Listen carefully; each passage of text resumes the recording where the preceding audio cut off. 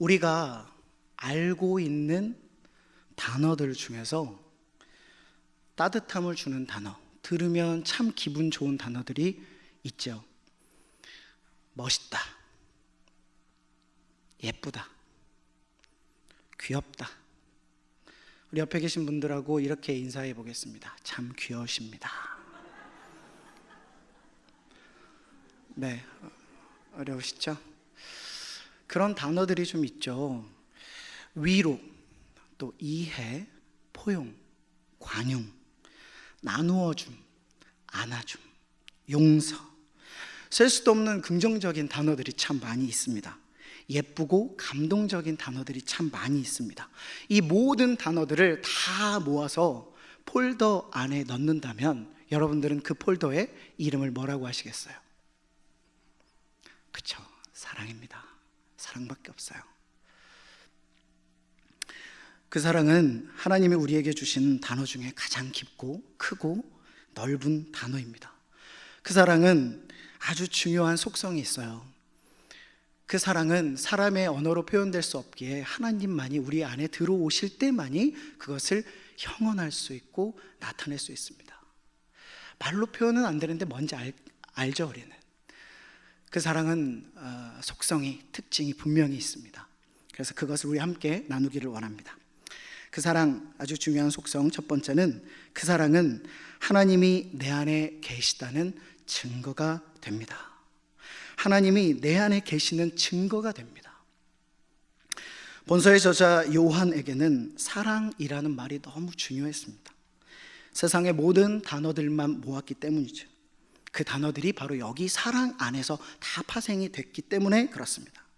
이 폴더가 열릴 때마다 부요한 모든 것들이 나오고, 가난한 자에게 부요함, 억눌린 자에게 자유함, 그리고 눈먼 자에게 눈을 뜨게 하는 그런 일이 생기는 거죠. 그 이유가 있습니다. 왜일까요? 왜냐하면 하나님은 사랑이시기 때문입니다. 이 말이 너무 중요합니다. 사랑은 하나님이시고 하나님은 사랑이시다. 우리 같이 성경을 읽어보겠습니다. 요한일서 4장 16절입니다. 함께 한 목소리로 읽어보겠습니다. 시작.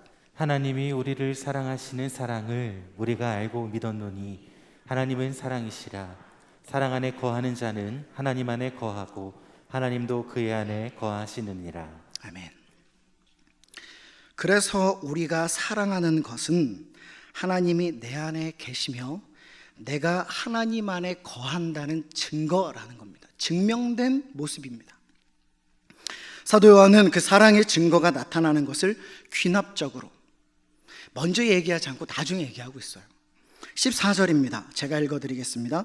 우리는 형제를 사랑함으로 사망에서 옮겨 생명으로 들어간 줄을 알거니와 사랑하지 아니하는 자는 사망에 머물러 있느니라. 형제를 사랑하는 것이 영생으로 가는 것이며 사랑하지 않는 것이 사망으로 가는 것이다. 이어지는 15절은 이걸 더 강조하는데 제가 한 번 더 읽어드리겠습니다. 15절입니다. 그 형제를 미워하는 자마다 살인하는 자니 살인하는 자마다 영생이 그 속에 거하지 아니하는 것을 너희가 아는 바라. 형제를 미워하는 자는 영생이 없다. 이렇게 본다면 우리가 믿고 있는 구원의 조건이 달라져 버리죠. 우리가 영생을 얻는 것은 무엇 때문입니까? 예수께서 날 위해서 죽으시고 죄된 나를 깨끗이 씻어주신 그것 때문에 우리가 회복을 받고 구원을 얻었는데, 지금 이렇게 얘기하는 것을 봐서는 어쩌면 우리 다 지옥 갈 수도 있는 거죠. 저도. 근데 그게 아니라 아까도 말씀드렸듯이 이후에 얘기를 하는 겁니다. 16절을 다 함께 읽어보도록 하겠습니다. 16절입니다. 시작. 그가 우리를 위하여 목숨을 버리셨으니 우리가 이로써 사랑을 알고 우리도 형제들을 위하여 목숨을 버리는 것이 마땅하니라. 이것이 사실 제일 먼저 나와야 하는 구절인데, 형제를 사랑하는 것, 사랑할 수밖에 없는 것은 그분이 저와 여러분들을 위해서 목숨을 버렸기 때문이다. 그 얘기를 하고 있는 겁니다. 우리를 사랑하셔서 목숨을 버리셨기 때문에 우리가 사랑할 수 있다. 그분이 우리를 위해서 왜 목숨을 버리셨을까요? 사랑하시기 때문에. 왜 사랑하실까요? 아들이니까, 딸이니까 사랑하시는 거죠. 이런 공식이 성립이 됩니다. 사랑은 하나님, 하나님은 사랑. 이 공식이 성립이 되는데요, 이 사랑이라는 단어 안에 사랑은 하나님, 하나님은 사랑, 이 공식 안에 사랑이라는 단어에서 우리는 무엇을 떠올릴 수 있냐면 십자가를 떠올릴 수 있습니다. 십자가. 그 십자가가 내 안에 있어야 사랑을 할 수 있다. 그것을 요한이 얘기하고 있는 겁니다. 내 안에 십자가가 계십니까? 있으십니까?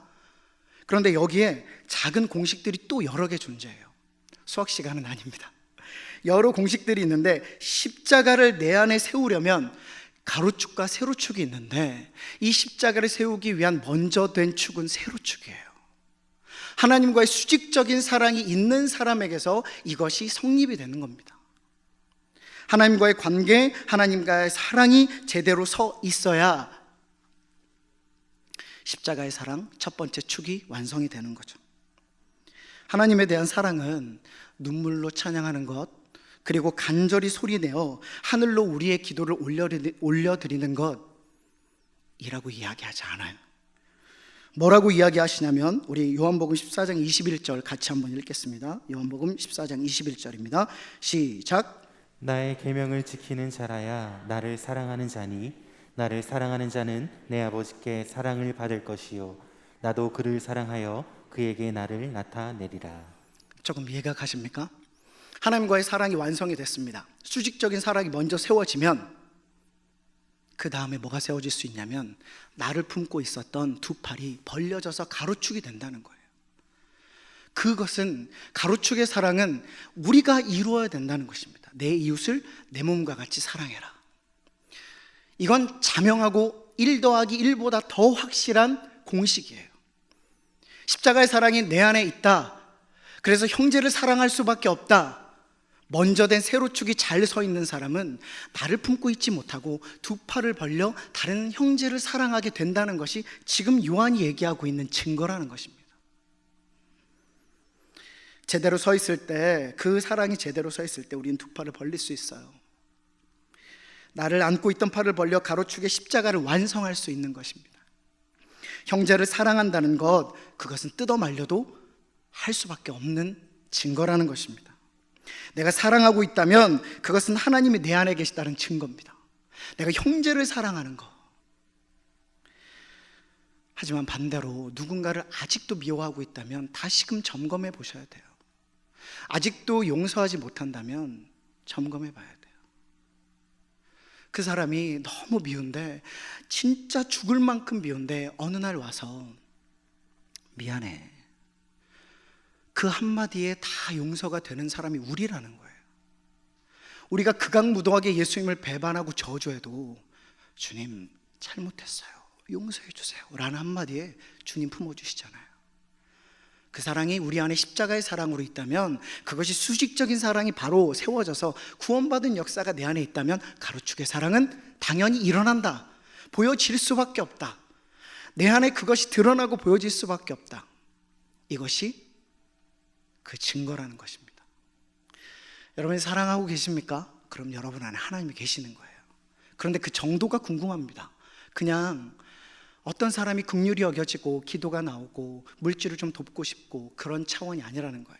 그래서 요한은 여기에 머무르지 않고 이 속성에 대한 부분들을 이어서 한 걸음 더 나가서 이야기합니다. 그 속성 두 번째 뭐냐면, 그 사랑은 보여지고 나타나게 된다는 겁니다. 보여지고 나타나요. 내 마음에 가득 넘치는 정도에서 그치는 것이 아니라 보여지고 나타나고 실제로 행함으로 연결된다는 그런 것입니다. 말과 혀로만 사랑하지 않고 행함과 진실함으로 사랑하자. 그렇게 될 수밖에 없다. 구체적인 사랑의 이름이 필요하다는 겁니다. 사랑, 뭐라고 생각하십니까? 여러 가지 실제적인 구체적인 사랑의 언어가 있죠. 그 언어를 찾는다는 거예요. 찾아야 된다는 겁니다. 물질이 있는데도 궁핍한 형제에 대하여 마음을 의도적으로 잠근다면 그 안에 하나님이 없는 것과 같다. 다시 말해서 사랑은 보이는 것으로 표현되어야 하고 그렇게 실행되어야 한다라고 사도 요한은 이야기하고 있습니다. 오래전에 하부르타라는 책을 본 적이 있습니다. 하부르타, 우리 어머님들이라면 그 단어를 좀 잘 아시겠죠? 네, 하부르타라는 책을 오래전에 좀 봤는데 거기서 이런 표현을 하더라고요. 사랑의 구체적인 이름은 돌봄이다. 제가 그 책을 보면서 너무 물어붙였습니다. 아, 정말 탁월하다. 맞습니다. 맞아요. 사랑의 구체적인 이름, 이제 그 하브루타라는 게 가정교육, 자녀교육에 관련된 책이었기 때문에 그렇게 얘기하지만, 저는 이 사랑의 구체적인 언어 중에 이 돌봄이란 단어에 전적으로 동의를 해요. 구체적인 표현입니다. 사랑이라는 말에 돌봄이 구체적으로 행해져야 한다, 그 말을 하고 있는 거예요. 그런데 이 시대에 자녀의 돌봄을 기꺼이 마다하는 부모들이 점점 생기고 있어요. 어쩔 수 없이가 아닙니다. 기꺼이 마다하는. 뉴스에 지금 너무 많이 나오고 있죠. 심지어 아이를 죽이기까지 합니다. 그 어린아이가 무슨 잘못이 있고 뭘 안다고 그렇게 폭행을 해서 그렇게 죽이기까지 하겠습니까? 자녀를 돌보는 일을 내려놔 버려요. 자녀들과 같이 있어 주어야 되는 시간에 홀로 있게 하니까, 잘 들어보세요. 자녀들과 같이 있어 주어야 하는 시간에 자녀를 홀로 두니까 그 자녀가 홀로 서야 되는 시간에 같이 있고 싶어 하는 거예요. 세대가 많이 변했죠. 대학생이 되고 회사원이 되고 가정을 이루고 이래도 이제 독립하고 홀로 서야 되는데, 같이 있어주지 못한 시간 때문에 그것이 나중에 투사가 되는 거예요. 같이 있어 주어야 하는 시간에 홀로 있게 해서, 홀로 있어야 되는 그 시간에 아이들이 부모를, 다른 사람을 같이 있고 싶어 합니다. 이 온라인으로 예배를 드리고 있는 많은 성도들, 그 중에 저희 자녀들과 우리 집에서도 이 방송을 보고 있을 겁니다. 굉장히 조심스럽지만 저는 딸이 한 명 있습니다. 첫째 딸인데요. 첫째 딸은 뭐죠? 재산이죠, 재산. 첫째 딸은 재산입니다. 저의 재산. 이 첫째 딸이 저에게는 너무 소중하고 보고 있을 나머지 아들들도 소중해요. 근데 그 친구가 이제 5학년이에요, 저희 아이가. 근데 이제 다율이라고 하는 우리 딸의 친구가 있는데 너무 공부를 잘해요. 거의 모든 과목에서 올 수 100점을 맞습니다. 누가 봐도 아주 두각을 나타내죠. 근데 보니까 부모님이 또 굉장히 탁월하시고 엘리트인 거예요, 두 분 다. 근데 참 안타까운 것은 뭐냐면 이 아이가 하루 종일 혼자 있어요. 학원을 가고 학교 끝나면 바로 학원 갔다가 학원에서 잠깐 오면 혼자 밥을 차려 먹고 그마저도 잘 못 먹겠죠, 5학년 남자아이니까. 그리고 이제 또 학원을 가서 저녁 늦게 오면 씻고 자는 거예요. 그 일이 월요일부터 거의 주일까지 계속 반복됩니다. 그래서 뭔가 관심을 가져주고 집에 와서 밥 먹어도 되니까 와라, 그렇게 이야기를 했답니다. 우리 아내가. 오겠어요? 돌봄이 없습니다. 돌봄이 없어요. 공부는 정말 잘하죠. 따뜻한 간식, 엄마가 수고하고 헌신하는 집밥의 그 수고와 헌신의 경험을 전혀 못하는 겁니다. 저는 참 자랑할 것이 딱 하나밖에 없는데요. 아이가 5명이라는 거, 저는 요거 하나 자랑하고 싶습니다. 늘 자랑하고요. 제가 설교 종종 쓸 때마다 5명의 아이가 있다는 것을 자랑하는데요. 한 2분 정도가 정말 5명, 이런 분이 있었어요.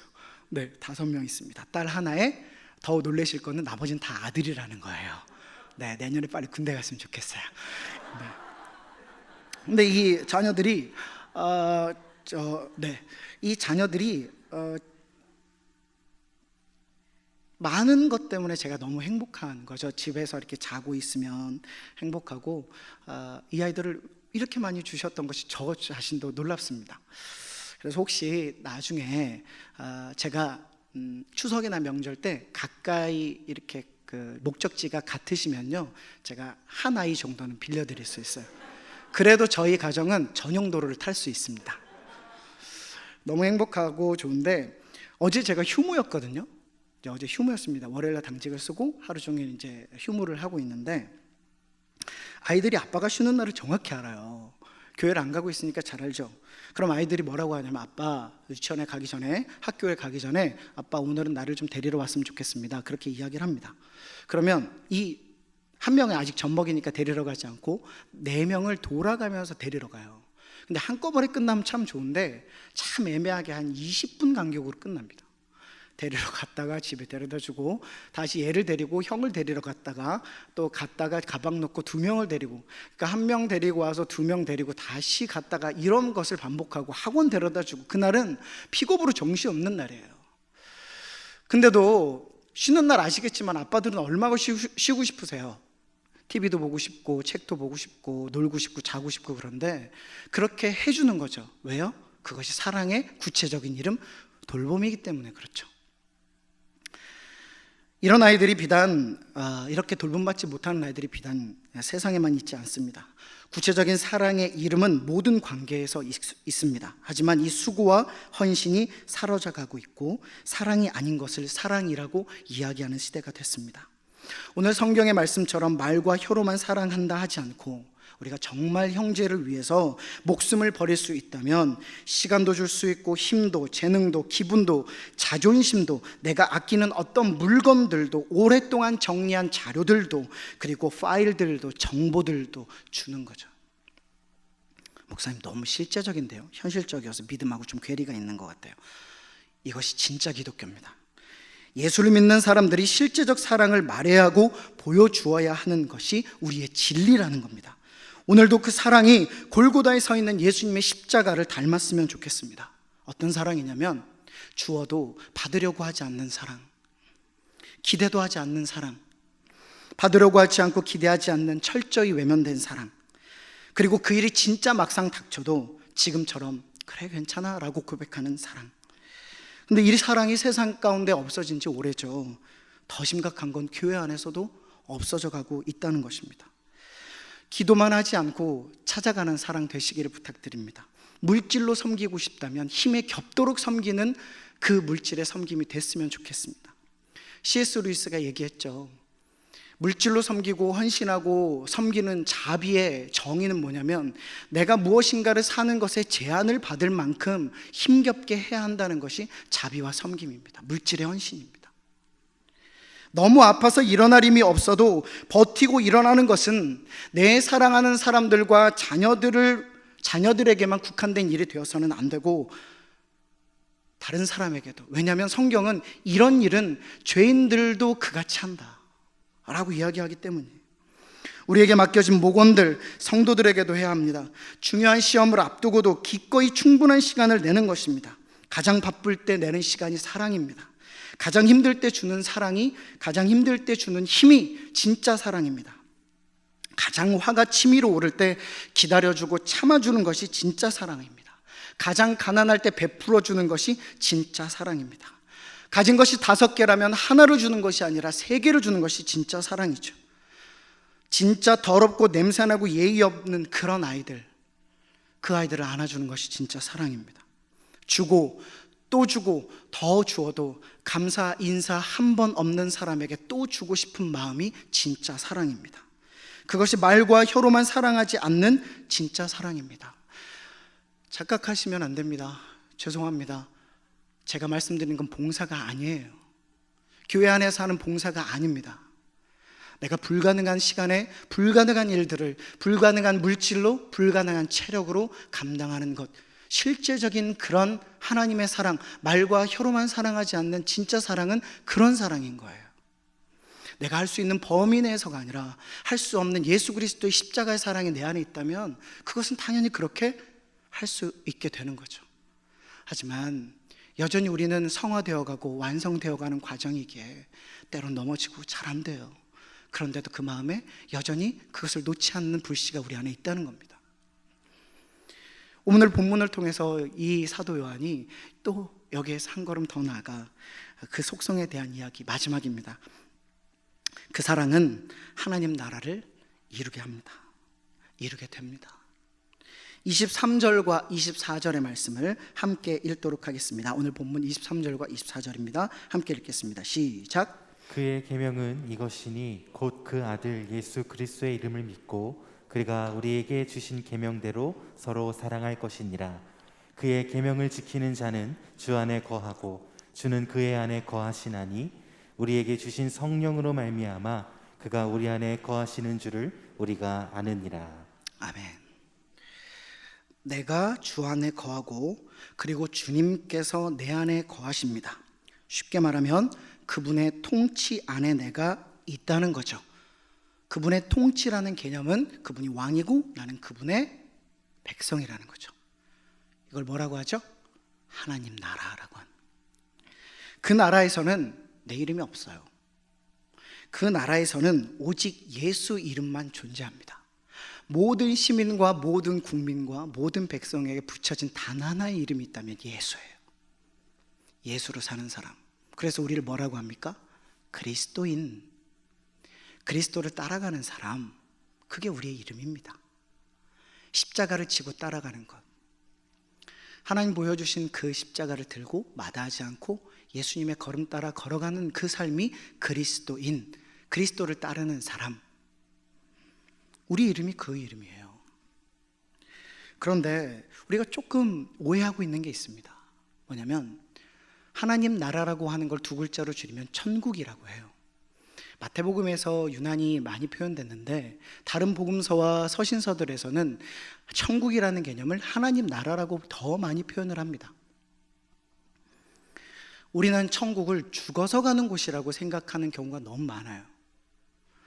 천국은요, 하나님 나라는요, 죽어서 가는 곳이 아니고 하나님 다스림이 있는 곳으로 우리를 통해서 그 나라를 실현하는 곳. 그래서 조금 더 정확하게 정의한다면 그곳은 죽어서 가는 곳이 아니라 예수의 생명으로 거듭나 살아내는 곳이어야 돼요. 우리 모두 예수로 인하여 거듭나셨습니까?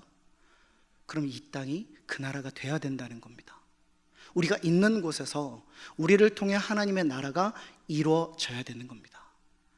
그래서 힘들고 어려워서 빨리 죽어 그 나라 가고 싶다라고 하는 것은 조금은 잘못된 신학과 교리라는 거예요. 하나님 나라는 그 위에서 하나님 하늘에서 이 땅 가운데 임하는 것인데 이게 마태복음 6장 10절 우리가 잘 아는 구절인데요. 같이 한번 읽어보도록 할게요. 하늘에 계신 우리 아버지여 이름이 거룩히 여김을 받으시오며 같이 읽겠습니다. 시작. 나라가 임하시오며 뜻이 하늘에서 이루어진 것 같이 땅에서도 이루어지이다. 우리의 바람은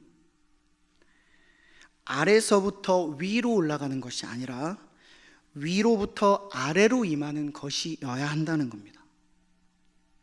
그것이 예수께서 가르쳐 주신 기도의 내용이며 이 땅 가운데 살아가야 되는 우리네 삶의 현장이라는 거예요. 성경에서는 이 일들을 제자들을 통해 먼저 이루시죠. 사도, 제자들.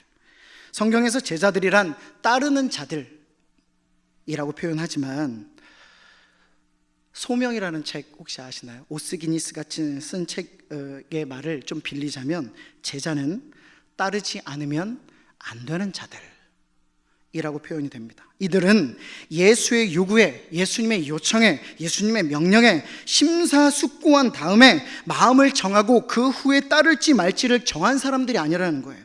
그들의 사명은 예수님의 권위를 절대적으로 그리고 직접적으로 설명할 수밖에 없는 그 권위를 증명했던 사람들입니다.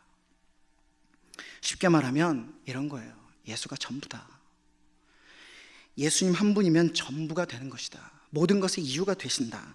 그것이 오늘 요한이 말하는 내가 주 안에, 주가 내 안에 거하는 상태를 말하고 있습니다. 24절 끝부분을 다시 한번 같이 읽어보기를 원하는데요. 24절 끝부분입니다. 시작. 성령으로 말미암아 그가 우리 안에 거하시는 줄을 우리가 아느니라. 이 말은 올해 표와도 연결이 되잖아요. 성령의 기름을 내게도 부으소서. 우리가 모였을 때마다 혹은 새벽 예배 개인 기도하실 때마다 성령의 기름을 부어주세요. 근데 성령의 기름을 부어주세요라는 말이 무슨 말입니까? 성령의 기름을 내게도 부어주세요라고 하는데 그 말이 무슨 뜻인지는 우리 알고 기도해야 되죠. 방언, 통변, 어떤 성령의 역사, 그럴 수도 있지만 아니라는 것이 성경의 이야기입니다. 성령의 기름을 내게도 부으소서. 이걸 네 글자로 성령 충만이라고 하죠. 성령 충만의 정의는 이런 겁니다. 예수로 만족하는 삶, 예수로 가득 찬 삶. 세상의 어떤 것도 우리의 안에 심령을 채우지 못합니다. 왜냐하면 우리는 세상보다 더 크게 지어졌기 때문에 그렇습니다. 우리는 하나님의 형상으로 만들어졌음을 믿습니까? 그렇다면 우리는 세상보다 큰 거예요. 그런데 세상의 어떤 것도 그래서 우리 안을 채우지 못합니다. 딱 한 분, 예수 한 분만 있어야 우리가 채워지는 거예요. 그 상태가 성령 충만이라는 겁니다. 뜨겁게 기도하고 눈물로 기도하는 것은 그것의 현상이죠. 너무 감사해서 그것 자체를 성령 충만이라고 얘기하지 않습니다. 그래서 우리가 성령의 기름을 부으소서라고 할 때는 아침부터 저녁에 눈 떠서 저녁에 눈 감는 때까지, 우리 살아생전 살아서 태어난 그때부터 지금 죽을 때까지 눈 감는 그 순간까지도 계속해서 주님 한 분만으로 만족하는 삶, 주님이면 되겠다, 아무것도 없어도 진짜 만족하는 삶, 예수 한 분이면 만족하는 삶, 그게 성령 충만이며 성령의 기름을 내게도 부으소서라는 실질적인 기도의 제목이라는 겁니다. 그럼 감사가 넘치고 그 삶이 이어지고 봉사가 되어지고 사랑하게 되고, 사랑하게 되니까 사랑받게 되고, 그런 사람들이 모여서 교회를 이루고, 교회를 이루니까 하나님 나라가 번창하는 거죠. 이제 말씀을 정리하겠습니다. D.L. 무디가 이런 말을 했습니다. 많은 사람의 사랑은 혀끝에 있다. 그러나 참 사랑은 손끝에 있다. 사랑이 없으면 울리는 꽹과리라고 하셨습니다. 그래서 세상이 이렇게나 시끄러운가 봅니다. 교회들이 시끄럽고 가정과 공동체가 참 시끄러워져 가고 있습니다. 혹시 내가 있는 곳이 나 때문에 시끄럽다면 조금 사랑이 더 필요하지 않을까? 주님의 사랑으로, 내가 가득 채운 예수의 사랑으로 그 공동체를 더 깨끗하고 정화시키고 있는가? 그래서 어떤 사람은 시끄럽게 하지만 어떤 사람은 잠잠하게 할 수도 있습니다. 사랑이 있는 가정, 사랑이 있는 목장, 사랑이 있는 교회가 되기를 원합니다. 그래서 사랑이 있는 사회가 되고 주님이 거하시는 하나님 나라, 우리가 있는 그곳에서 하나님 나라가 성취되기를 원합니다. 하나님 나라는 그런 겁니다. 높은 산이 거친 들이, 조막이나 궁궐이나. 제가 다른 목사님들처럼 이렇게 찬양을 잘하면 찬양을 좀 불러드리겠는데요, 찬양을 한 순간 지금까지 했던 모든 은혜가 사라질 것 같아서 그 다음 가사가 어떻게 되죠? 그 어디나 하늘나라죠. 우리가 죽어서 가는 것이 절대 아닙니다. 예수로 인해서 거듭나 살아내야 되는 것이 하나님 나라라는 거예요. 그렇게 될 수 있죠. 그래서 우리를 통해서, 우리 교회를 통해서, 교회는 본질적으로 세상을 향해 나가야 돼요. 우리 안에 우리를 좋게 하고 우리를 즐겁게 하고 우리가 회복되는 것도 중요하지만 궁극적으로 교회는 세상 밖에 있는 사람들을 위해서 가야 되는 거예요. 우리 각자를 교회로 부르셨고, 우리 각자가 모인 두세 사람이 모인 곳에 예수의 사랑이 있다고 했을 때 그곳이 하나님 나라가 될 수 있도록 불가능한 것을 가능케 하는 사랑, 상식 밖에 있는 사랑, 현실을 뛰어넘는 사랑, 할 수 없는 것들을 해야 그 사랑이 세상이 받아들이는 사랑이 되겠죠. 그렇게 돼서 그 사랑이 불법을 막고 거짓 선지자의 미혹으로부터 보호하며 주의 이름으로 당하는 핍박과 고난을 견디게 되는 교회, 가정, 목장, 우리 서로가 되고, 우리에게 주신 사랑, 수만 가지 사랑의 언어와 모습으로 오늘을 살며 그 나라를 회복시키는 사랑의 사람들, 사랑의 성도들이 되시기를 주의 이름으로 간절히 축복합니다.